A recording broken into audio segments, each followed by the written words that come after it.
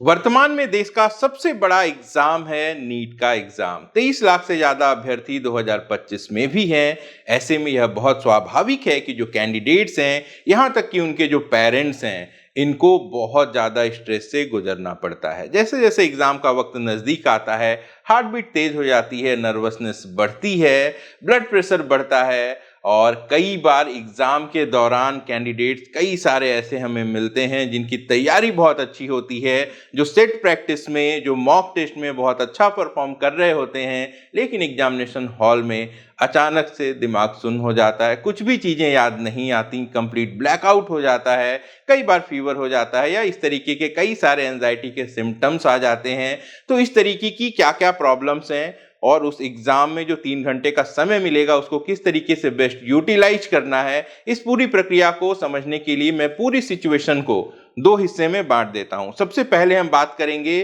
Pre exam situation की और इसके बाद ड्यूरिंग द एग्जाम सिचुएशन की हम बात करेंगे। तो अभी से आपको एग्जाम की तरफ बढ़ना है, तो ऐसे में क्या क्या समस्याएं आ सकती हैं, चलिए इनको विस्तार से समझते हैं। देखिए, प्री एग्जाम सिचुएशन में मेनली 5 बड़ी प्रॉब्लम्स हमें दिखाई देती हैं। सबसे पहला है एग्जाम फोबिया, जिसमें कि एंजाइटी, नर्वसनेस, पैनिक होना, ये सब आता है। दूसरी समस्या है माइंडसेट, जो हमें ये बताता है कि ये बहुत ज्यादा टफ एग्जाम है।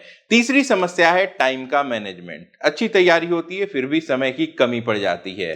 चौथी बड़ी समस्या है कि जो कैंडिडेट्स हैं वो अपना टारगेट ही छोटा रखते हैं। और पांचवी जो बड़ी समस्या है वो है कहीं ना कहीं किसी तरीके का स्कैम का डर होता है, या तो पेपर लीक हो जाए या फिर बाद में आपके साथ काउंसलिंग में कोई स्कैम हो जाए। तो सबसे पहली वाली प्रॉब्लम पे बात कर लेते हैं, एग्जाम फोबिया क्या है। बड़ी सामान्य सी बात है, बचपन से ही जब एग्जाम सामने होते हैं तो एक तरीके का स्ट्रेस हमारे मन में आ जाता है, हम खुद को जज करने लगते हैं कि हम कैसा परफॉर्म करेंगे, एग्जाम में क्वेश्चंस कैसे आएंगे। देखिए, आप सबके सामने अभी जो सबसे बड़ी समस्या होगी एग्जाम को लेके वो यही लग रहा होगा कि क्वेश्चंस कैसे आएंगे। चूंकि बदलाव भी हुए हैं, 20 मिनट का ज्यादा समय मिलता था, ऑप्शनल क्वेश्चंस मिलते थे, वो अब नहीं है। पिछले साल से क्वेश्चन इजी होगा, टफ होगा, ये तरह तरह के सवाल आप सबके मन में चल रहे होंगे। तो देखिए, हमें क्या करना है, जो स्ट्रेस है, जो पैनिक सिचुएशन है, इसको ही कंट्रोल करना है। सारा गेम जो है हमारे माइंडसेट का होता है। हम जो दिमाग से सोचते हैं कहीं ना कहीं हम उसको मैनिफेस्ट कर रहे होते हैं। तो आपको इस पे कंट्रोल करने की जरूरत है, ये कोई बहुत मुश्किल नहीं है, प्रैक्टिस की जरूरत होती है। तो सबसे पहले आपको एक प्रैक्टिकल बात बता दूं कि क्वेश्चन पेपर टफ आएगा, इजी आएगा, इसको सोचने से एक्चुअली आपको कोई फर्क नहीं पड़ता, क्योंकि जो भी क्वेश्चन पेपर आएगा वो हर किसी के लिए एक जैसा होगा। तो क्यों ना हम ये मान लें कि जो क्वेश्चन पेपर आने वाला है वो बहुत आसान है, क्यों ना हम ये मान लें कि जो क्वेश्चन पेपर मुझे एग्जामिनेशन हॉल में मेरे हाथ में मिलेगा और जब मैं उसे खोल के देखूंगा तो वो बहुत ज्यादा आसान होगा। जी हाँ, आप इसे प्रैक्टिस कर सकते हैं। आप चाहें तो इसे प्रेजेंट टेंस में विजुअलाइज कर सकते हैं। जब बहुत ज्यादा स्ट्रेस हो, आंखें बंद करिए और सोचिए कि आप एग्जामिनेशन हॉल में हैं, आपको क्वेश्चन पेपर मिल चुका है और आप जैसे ही उस पर नजर डालते हैं तो आप ये पाते हैं उसमें जो क्वेश्चंस हैं वो बहुत इजी हैं और वहाँ पे वही सारे क्वेश्चंस हैं जो कि आपने जितनी तैयारी की थी वहीं से एक्सट्रैक्ट किए गए हैं। तो क्या है ये, फुल पावर मोड आपको ऑन कर लेना है और कंप्लीटली फोकस कर देना है एग्जाम पे। No distraction, only destination. Nervous होना भी बड़ी सामान्य बात है, यहां तक कि जो कैंडिडेट 720 आउट ऑफ 720 स्कोर करता होगा वो भी कहीं ना कहीं एग्जाम से पहले नर्वस होता ही होगा। तो हमें इसको एक्सेप्ट करना है। जो चीज हमें सबसे ज्यादा परेशान करती है वो है फियर ऑफ फेल्योर। कहीं ना कहीं हमारे मन में एक डर बैठा हुआ है कि अगर हम एग्जाम में फेल हो गए तो क्या होगा, हम अपने पेरेंट्स को क्या जवाब देंगे, अपने टीचर्स को क्या जवाब देंगे, अपने दोस्तों को क्या जवाब देंगे, हमारे दोस्त हो सकता है हमसे सीनियर हो जाएं, अगल बगल के लोग क्या कहेंगे। तो देखिए, ये बिल्कुल साइकोलॉजिकल है, ये बहुत नेचुरल है। तो इसके लिए आपको ये करना है कि आपको अपने ऊपर भरोसा रखना है। जी हाँ, हो सकता है बहुत लोग आपसे पढ़ने में बहुत अच्छे होंगे, डजंट मैटर, आपका जो भरोसा है वो आप पर होना चाहिए। आपको ये अपने ऊपर यकीन होना चाहिए कि कुछ तो बात है आप में, और आप जब मेहनत कर रहे हैं, आप जब सीख रहे हैं, तो वक्त कम लगे ज्यादा लगे, एक दिन जरूर आएगा जब आप सफल हो जाएंगे और तब सब लोग आपके बारे में अच्छी बातें ही करेंगे। कुल मिला के आसान भाषा में समझ लीजिए, कौन आपके बारे में क्या कहता है, इससे आपको फर्क नहीं पड़ना चाहिए। अगर आपके मन में आपका लक्ष्य निर्धारित है और आप ईमानदारी से प्रयास कर रहे हैं तो वक्त चाहे जितना भी लगे, सफलता एक दिन आपको जरूर मिलेगी। लोगों का काम है कहना, वो कहते रहेंगे। जो आज बुराई कर रहे हैं कल को वही आपके लिए तालियां भी बजाएंगे। ये फैक्ट है और ये हम अपने आसपास, हमारी दुनिया में, सोशल मीडिया का जमाना है, कई सारे ऐसे कैरेक्टर को देख भी सकते हैं जो इस बात को प्रमाणित करते हैं। क्यों डरें, जिंदगी में क्या होगा, कुछ न होगा तो तजुर्बा होगा। जी हाँ, सीखने की जरूरत है और ईमानदारी से मेहनत करने की जरूरत है। यह कोई आखिरी पड़ाव नहीं है।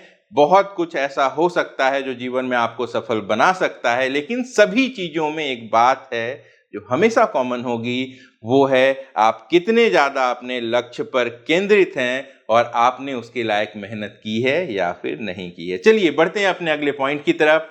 अगला जो कॉमन प्रॉब्लम है, जो सब कैंडिडेट्स के साथ मैंने कॉमनली देखा है, वो एक माइंडसेट है कि जो नीट का एग्जाम है ये बहुत ज्यादा टफ होता है। ये देश का सबसे बड़ा एग्जाम है और आसान भाषा में कहूं तो इस एग्जाम को कहीं ना कहीं ओवर हाइप्ड कर दिया गया है। संख्या की दृष्टि से ये सच में सबसे बड़ा एग्जाम है, क्योंकि 23 लाख 24 लाख अभ्यर्थी यहाँ पे रजिस्टर्ड होते हैं, जितने दूसरे किसी भी एग्जाम में नहीं होते। लेकिन इसी संख्या को और ज्यादा विस्तार से हम देखें कि आप अकेले हैं तो क्या आपका कंपटीशन 23 लाख लोगों से है, ये भी एक सोचने का तरीका हो सकता है। लेकिन जिंदगी में आगे बढ़ना है तो आपको ऑप्टिमिस्टिक बनना होगा, आपको ज्यादा से ज्यादा पॉजिटिव सोच रखनी होगी। यह बात आपको सभी लोग बताते भी हैं, क्योंकि यही जीवन की सबसे बड़ी सच्चाई है। तो चलिए इस 23 लाख के डेटा को ब्रेक कर देते हैं। आप जानते हैं नीट के एग्जाम को क्वालिफाई करने के लिए 58th परसेंटाइल कंसीडर किया जाता है। ऐसे में 23 लाख में से आधे, लगभग 11 लाख छात्र ऐसे होंगे जो क्वालिफाई ही नहीं करेंगे। जी हाँ, आप स्कूल्स में पढ़ते हुए आए हैं जहां पे पास करने के लिए एग्जाम में मिनिमम 33%, 40% या 50% तक का क्राइटेरिया होता है। लेकिन डेटा ये बताता है कि नीट के एग्जाम को क्वालिफाई करने के लिए मुश्किल से 15 से 20% स्कोर आपको लाना होता है। चलिए डेटा दिखा देता हूं। 2022 की बात करें तो 117 क्वालिफाइंग स्कोर था, जो कि होता है 16%। 2023 की बात करें तो ये 137 था, जो कि होता है 720 के हिसाब से 19%। 2024 एक्सेप्शनल था, जहां पे मेरिट बहुत ज्यादा हाई चली गई थी। ऐसे में जो क्वालिफाइंग स्कोर था वो था 162, जो कि होता है 22.5%। तो यहाँ पे ये मिथ है कि एग्जाम बहुत टफ है, क्योंकि आप स्कूल में जो पढ़ाई करते आ रहे थे उसके आधे परसेंटेज पे आप नीट के एग्जाम को क्वालिफाई कर सकते हैं। और कमाल की बात यह है कि जो सिलेबस है वो तो सेम ही है, जो आप स्कूल में पढ़ रहे हैं उसी पे ये एग्जाम बेस्ड है। अब आप ये सोच सकते हैं कि असल उद्देश्य तो क्वालिफाई होना नहीं, बल्कि किसी अच्छे मेडिकल कॉलेज तक पहुंचना है। तो चलिए बात कर लेते हैं सरकारी सीट्स की। वर्तमान में देश में 1,17,000 MBBS की कुल सीट्स हैं, जिनमें से लगभग 60,000 सीट्स सरकारी हैं। लेकिन रिजर्वेशन सिस्टम भी है। All India quota, state quota, जब तमाम जगह पे सीटें बट जाती हैं और कैटेगरी वाइज जब इनका डिस्ट्रीब्यूशन होता है तो यहाँ पे एक बात तो तय है कि लगभग 28,000 ऑल इंडिया रैंक तक के जो कैंडिडेट होंगे उनको ऑल इंडिया कोटे से जनरल कैटेगरी में MBBS की सीट मिल जाएगी। तो general category 28,000 rank, 23 lakh total candidate, qualified candidate होंगे लगभग 11 लाख। अब रेशियो देखा जाए कि एक सरकारी सीट ऑल इंडिया कोटे की कितने कैंडिडेट्स में से एक को मिलेगी, तो ये रेशियो निकल के आएगा 30 से 40 में से एक कैंडिडेट को ये ऑल इंडिया कोटे की सीट मिल जाएगी। तो जहां आप सोच रहे थे कि 23 लाख लोगों से कंपटीशन है, 11 लाख कैंडिडेट सीधे ही बाहर हो गए और 30-40 कैंडिडेट्स ऐसे हैं जिनमें से एक कैंडिडेट को ऑल इंडिया कोटे से सरकारी सीट मिल सकती है। तो ऑब्वियसली वो एक कैंडिडेट आप भी हो सकते हैं। करना क्या है आपको, 30-40 लोग जो सोच रहे हैं उससे थोड़ा सा अलग सोचना है, अपने माइंड को प्रोग्राम करना है और अपनी तैयारी का बेस्ट आउटपुट इस एग्जाम में लेकर आना है। तो क्या करना है इसके लिए आपको, अपने आप को बार बार यकीन दिलाना है कि आपकी परफॉर्मेंस बहुत अच्छी होने वाली है, आपने जितनी भी तैयारी की है वो सफिशिएंट है, आप सबसे बेस्ट हो। आप एग्जाम में जब जाओगे, आप जब एग्जाम लिख रहे होगे, तो जो भी सवाल आपके सामने होंगे उन सब के जवाब आपको आते होंगे, और जब आप एग्जाम देकर निकलोगे तब आप बहुत खुश होगे, बहुत सेटिस्फाइड होगे, क्योंकि आपका एग्जाम बहुत बहुत अच्छा हुआ है। तो ये कुल मिला के विजुअलाइजेशन विक्ट्री है। एवरी नाइट एवरी मॉर्निंग अपनी आंखों से ये इमेजिन करिए कि हाँ, मैं जा रहा हूं कॉन्फिडेंटली पेपर सॉल्व करने, मैं बिल्कुल भी नर्वस नहीं हूं, मुझे भरोसा है कि जो पेपर आएगा वो बहुत आसान होगा, मैं आसानी से इसको सॉल्व कर दूंगा और बहुत खुशी खुशी एग्जामिनेशन हॉल से बाहर आऊंगा। तो ये सिर्फ इमेजिनेशन नहीं होगी, आप एक तरीके से अपने ब्रेन को प्रोग्रामिंग कर रहे होंगे सक्सेस के लिए। जी हाँ, ये बिल्कुल साइंस है, प्रैक्टिकली पॉसिबल है, और हर साल कई सारे कैंडिडेट इस टिप्स को फॉलो करके मुझे फीडबैक देते हैं कि इससे उनको बहुत ज्यादा फायदा हुआ। नेक्स्ट टॉपिक है टाइम मैनेजमेंट। ज्यादातर कैंडिडेट्स के साथ ये समस्या होती है कि एग्जाम के टाइम को ठीक से मैनेज नहीं कर पाते, क्वेश्चंस कई बार छूट जाते हैं, कई बार छूटने के डर से वो पैनिक हो जाते हैं और गलतियां कर बैठते हैं। तो अब जो कि बहुत कम वक्त रह गया है, ऐसे में कोई भी नया टॉपिक टच न करें, आपने जो भी पढ़ा है उसका बेस्ट आउटपुट लेना है तो ज्यादा से ज्यादा मॉक टेस्ट दीजिए। आपकी कोचिंग इंस्टीट्यूट के तरफ से अगर ऑनलाइन मॉक टेस्ट आपको मिलता है तो आप उसे दे सकते हैं, या कई सारे प्लेटफॉर्म ऐसे हैं जहां पे मॉक टेस्ट अवेलेबल है। कुछ ना मिले तो एनटीए का जो ऑफिशियल अभ्यास ऐप है उस पे फुल लेंथ का टेस्ट दीजिए, और टारगेट ये रखिए कि 180 मिनट जो टोटल एग्जामिनेशन का ड्यूरेशन है, आपको 180 क्वेश्चंस को अटेम्प्ट करना है 165 मिनट्स के अंदर। जी हाँ, 15 मिनट से लेके 10 मिनट का आप मार्जिन लेके चलिए। 165 से 170 मिनट के अंदर आप इसे कंप्लीट करने की कोशिश करिए, क्योंकि 10 मिनट तो आसानी से कभी अटेंडेंस सीट भरने में, या कभी इन्विजिलेटर की वजह से कोई डिस्टर्बेंस हो जाए, आपके क्लासरूम में कुछ सिचुएशन हो जाए, तो कभी भी खराब हो सकते हैं। इसको ठीक करने का सबसे अच्छा तरीका है ज्यादा से ज्यादा अभी 2 बार 3 बार जितना वक्त मिले फुल टाइम टेस्ट दीजिए, और हाँ, उसकी समरी जरूर चेक करिए। यहां से भी आपको आपकी कुछ कमियां पता चल सकती हैं जिनको आप दुरुस्त भी कर सकते हैं। अगला इंपॉर्टेंट टॉपिक है कि अपना लक्ष्य छोटा सेट करना। जी हाँ, लोअर टारगेट कैंडिडेट सेट कर लेते हैं।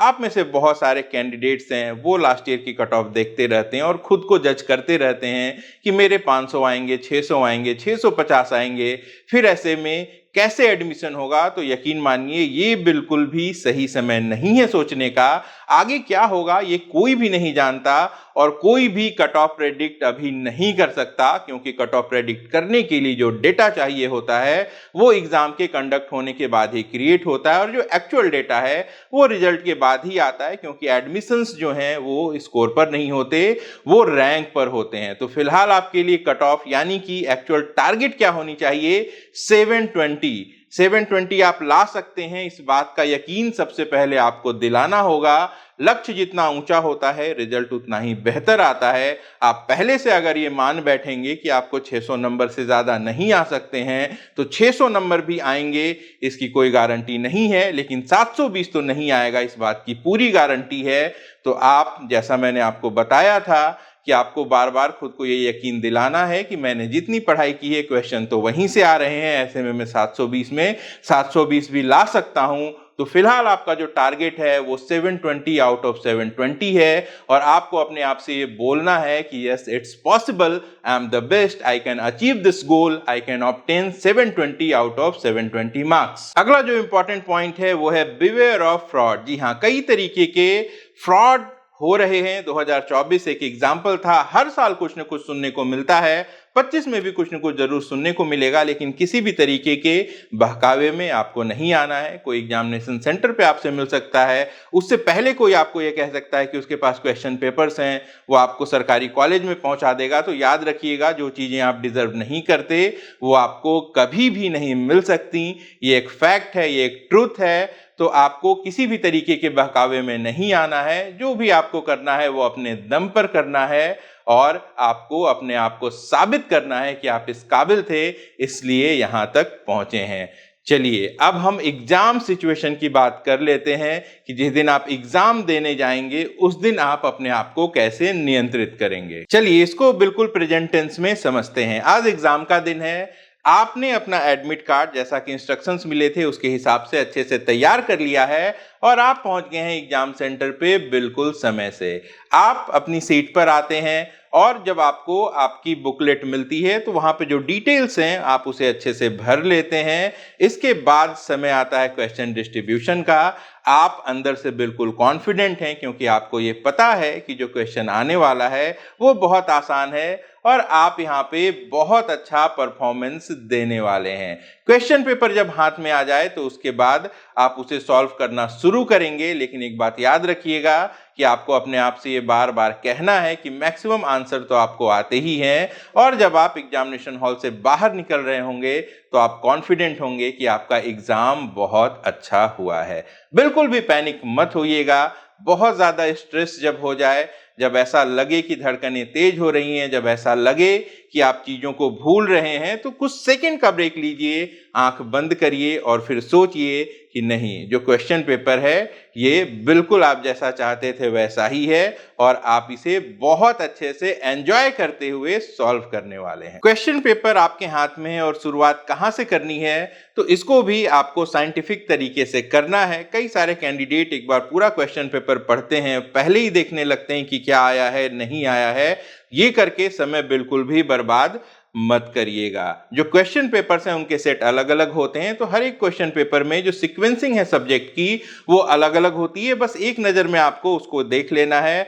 फिजिक्स, केमिस्ट्री, जूलॉजी, बॉटनी, चारों में से जो सबसे ज्यादा आपको पसंद हो, जिसमें आपकी सबसे अच्छी तैयारी हो, सबसे पहले आप उसे ही सॉल्व करिए ताकि आपका जो कॉन्फिडेंस है वो बूस्ट अप रहे। सबसे टफ क्वेश्चन को कई बार लोग अटेम्प्ट करते हैं कि जो मुश्किल है वो पहले कर लेते हैं, बाकी बाद में करेंगे। इसका बहुत बुरा असर पड़ता है। आप नर्वस हो सकते हैं, पैनिक हो सकते हैं, फिर जो आता होगा उससे भी आप नहीं कर पाएंगे तो नुकसान हो जाएगा। तो अपने फेवरेट टॉपिक को सबसे पहले शुरू करिए। तरीका क्या है, पहले क्वेश्चन को पढ़ेंगे, सही जवाब जैसे ही मिलेगा ओएमआर पे उसको भर देंगे।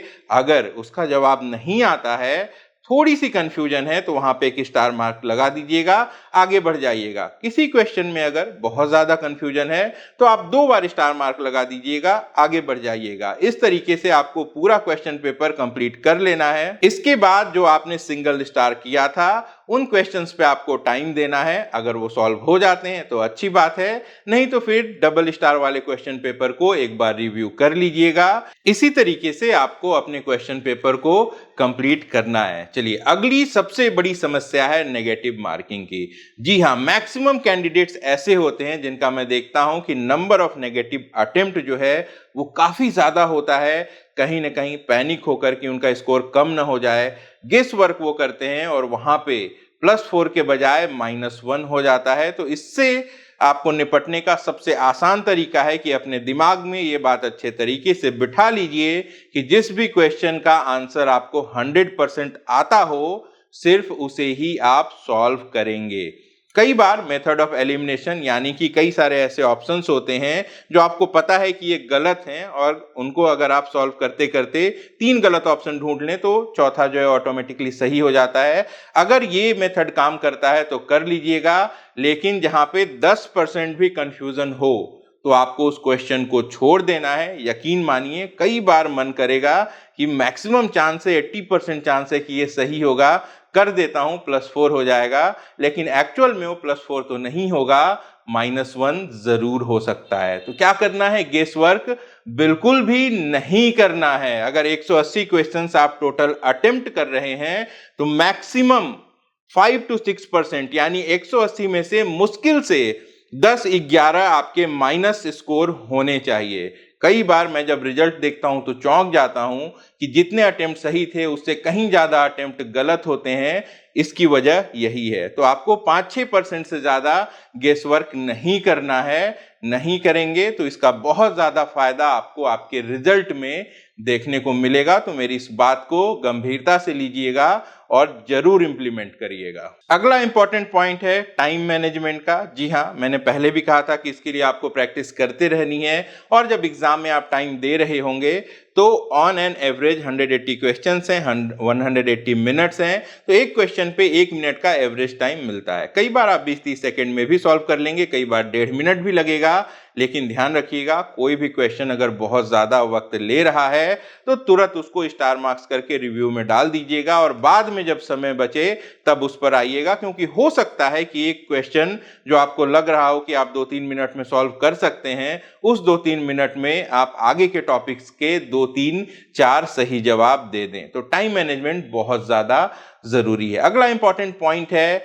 Avoid mistake in colouring sequence. कई सारे कैंडिडेट ऐसे होते हैं जो बुकलेट से क्वेश्चन को पढ़ते हैं, उसका जवाब आ जाता है, वो कहीं पे नोट कर लेते हैं और एक सीरियल में ओएमआर सीट को कलर करने की शुरुआत करते हैं। अगर एक गलती हो गई तो नीचे के पूरे जो सीक्वेंसेस हैं वो गलत हो जाते हैं। क्योंकि आप पेन से कलर कर रहे होते हैं तो आप इसको ठीक नहीं कर सकते और इससे बचने का सबसे अच्छा उपाय यही है कि जैसे ही आपने क्वेश्चन को पढ़ा, आपको आंसर आता था, एट अ टाइम आपने ओएमआर को जाके सर्कल कर दिया। सिर्फ उनको ही छोड़िएगा क्वेश्चंस को, वहां पे आप अंकित मत करिएगा जहां आपने रिव्यू के लिए स्टार मार्क्स लगा रखे हैं। जैसे जैसे क्वेश्चन सॉल्व कर रहे हैं वैसे वैसे ओएमआर सीट को भरते जाइए। और लास्ट पॉइंट है कि आपको इस बात का ध्यान रखना है कि आपने प्रॉपरली अटेंडेंस अपना कंप्लीट किया है, आपने अपनी ओएमआर सीट पर जो डिटेल्स हैं वो अच्छे से भरी हैं। ओएमआर की 2 कॉपी होती है, दोनों ही कॉपी आपको जमा करनी है। आप जो एडमिट कार्ड लेकर आए थे वो भी आपको जमा करना है। और एक काम करिएगा, आपने क्वेश्चंस जो जो सॉल्व किए हैं उसमें आपने कौन सा ऑप्शन चूज किया है, एक छोटा सा डॉट क्वेश्चन पेपर पे लगा लीजिएगा, ताकि जब आप एग्जाम देकर वापस आएं और जब कोचिंग वाले आंसर्स रिलीज करते हैं तो उसके बेसिस पे आप अपनी एक्सपेक्टेड स्कोर कैलकुलेट कर सकें। और एक काम करिएगा, इन टिप्स के साथ साथ इस बात को भी फॉलो करिए कि आप अच्छी डाइट लीजिएगा। नींद बहुत ज्यादा जरूरी है आपके ब्रेन को काम रखने के लिए, और अपने पसंद की कुछ एक्टिविटी करिए, अपनी फैमिली के साथ कुछ टाइम बिताइए। एग्जाम का स्ट्रेस लेने की जरूरत नहीं है, ये संख्या के हिसाब से सबसे बड़ा एग्जाम है, लेकिन इसको क्रैक करना बहुत ज्यादा आसान है। तो ये कुछ जरूरी और बड़ी ही प्रैक्टिकल टिप्स थी जो मैंने अपने एक्सपीरियंस के आधार पर और आप कैंडिडेट्स के फीडबैक के आधार पर आपको बताई है। एग्जाम होगा, फिर रिजल्ट आएगा, फिर काउंसलिंग का दौर आएगा। एक बार एग्जाम हो जाए तो आपको कट ऑफ से रिलेटेड बहुत सारे ऑथेंटिक वीडियोस में दे दूंगा। अभी मैं आपका समय खराब नहीं करना चाहता, इसलिए वीडियोस नहीं आ रहे हैं, लेकिन एग्जाम के बाद ये रेगुलर आपको मिलते रहेंगे। जो बिल्कुल ऑथेंटिक, जो ऑफिशियल इंफॉर्मेशन होती है वो हम आपको दिखाते हैं। ऑथेंटिक एक्सपेक्टेड कट ऑफ आपको बताते हैं। आप रिकॉर्ड निकालेंगे तो आपको पता चलेगा 95% से भी ज्यादा हमारी एक्यूरेसी है। तो कुल मिला के अभी जो एग्जाम है वो जरूरी है। कुछ समरी आप सुन लीजिए इस पूरे वीडियो की कि आप एग्जाम के लिए बिल्कुल तैयार हैं, आपकी तैयारी बहुत अच्छी है, आपने जितनी पढ़ाई की है बिल्कुल क्वेश्चन वहीं से आने वाले हैं। आप जब एग्जाम देकर लौटेंगे तो आप बहुत सेटिस्फाइड होंगे कि एग्जाम बहुत ज्यादा इजी था और आप बहुत अच्छा स्कोर करने वाले हैं। तो डॉक्टर बनने का सपना जब आपने पाल रखा है तो उसके लिए मेहनत तो आपको करनी ही है, और निश्चित रूप से कुछ पाने के लिए जो चाहत होती है, जो हम कहते हैं कि हमारे दिल के अंदर एक आग होनी चाहिए, वो आपको हमेशा जगाए रखनी है, अपना काम करते रहना है।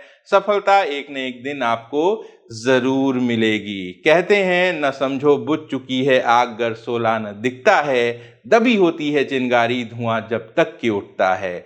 चलो चलते रहो, पहचान रुकने से नहीं बनती, बहे दरिया तो पानी पत्थरों पर नाम लिखता है। जी हाँ, एक दिन सफलता में आपका नाम जरूर दर्ज किया जाएगा।